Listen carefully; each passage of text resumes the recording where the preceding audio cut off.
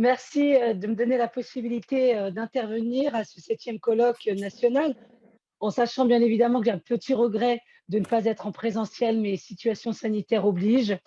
J'aurais vraiment aimé et apprécié de vous accueillir à la région, comme cela était prévu. En tout cas, vous dire deux mots. D'abord, la fierté que j'ai d'intervenir et de représenter Valérie Pécresse dans un moment qui, en fait, nous, nous fait dire que la situation est grave, qu'on a bien fait d'être en anticipation de soutien aux soignants et que notre partenariat, en réalité, il ne date pas d'hier, il ne date pas de la crise sanitaire, mais il date de 2018. Ça fait 4 ans qu'on est partenaire, que la région Île-de-France vous soutient et soutient les actions que vous menez. D'ailleurs, on est les premiers à vous avoir fait confiance. Donc, cette fierté est d'autant plus partagée qu'elle est, elle naît en fait d'une rencontre avec son président, que je salue bien évidemment, et puis d'une rencontre pour travailler sur la thématique de la souffrance des soignants. Mais quand on parle de souffrance des soignants, eh bien, avec Valérie Pécresse, on a bien en tête que d'abord, la région Île-de-France est le premier pourvoyeur de soignants. On a toutes les facultés de médecine, mais tous les paramédicaux, ne les oublions pas. Et ça a été tout le travail effectué dans l'anticipation pour éviter le burn-out, pour éviter le mal-être, pour éviter les difficultés rencontrées. Parce que pour bien soigner, faut être bien. Pour bien soigner, faut évidemment d'abord être bien dans sa tête, dans son corps, dans son esprit et être en cohérence pour prendre soin des autres. Donc, prenons soin de nos soignants pour qu'ils prennent soin à leur tour des patients. Donc, vous dire que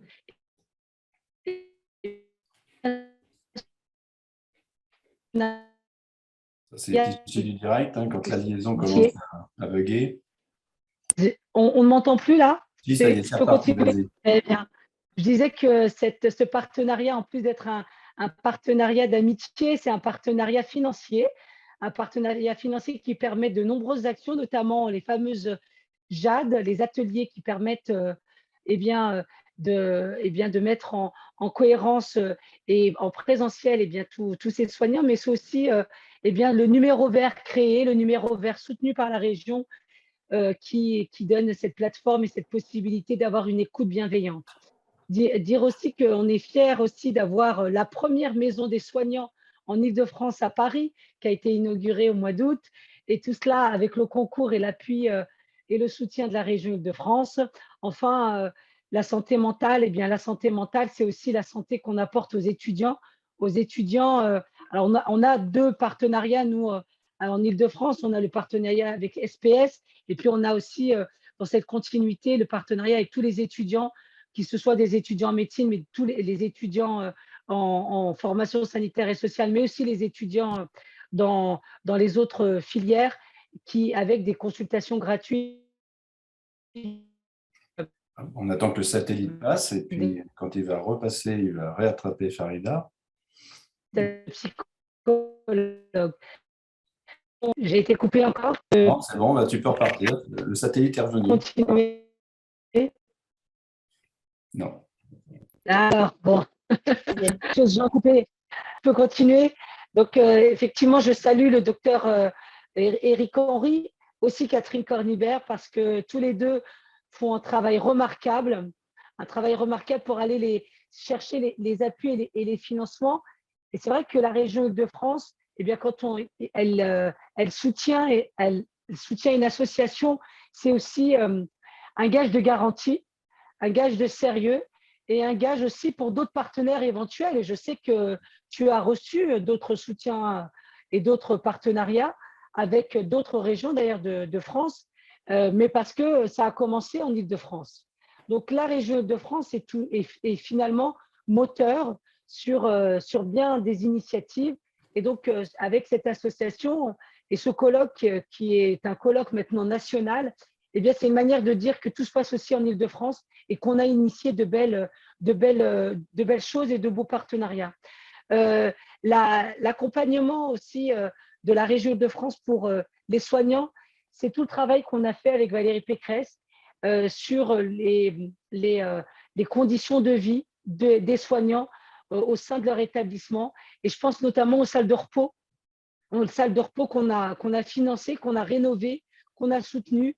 La salle de repos, qui est l'endroit où on se pose 5 minutes pour boire un café, il faut savoir que dans ces salles de repos, c'est le système D, on finance la machine à café, on demande aux uns et aux autres de mettre un petit billet. Et donc, on est parfois dans des salles de repos qui sont vraiment des salles de repos avec du bricolage. Donc, on a voulu vraiment aider ces salles de repos. Donc, avec Valérie Pécresse, on en a soutenu beaucoup. Alors, je n'ai pas les chiffres en tête sous les yeux, mais c'est vous dire en fait que cette attention portée aux soignants est une attention de tous les jours. Et cette attention, c'est aussi les conditions, bien sûr, d'exercice, mais les conditions d'études. Alors, nous, on n'a pas la compétence santé. Je le dis souvent, Eric, je le dis souvent, mais effectivement, cette Troisième satellite. attention, elle permet je peux continuer? Oui, vas-y, ça revient là.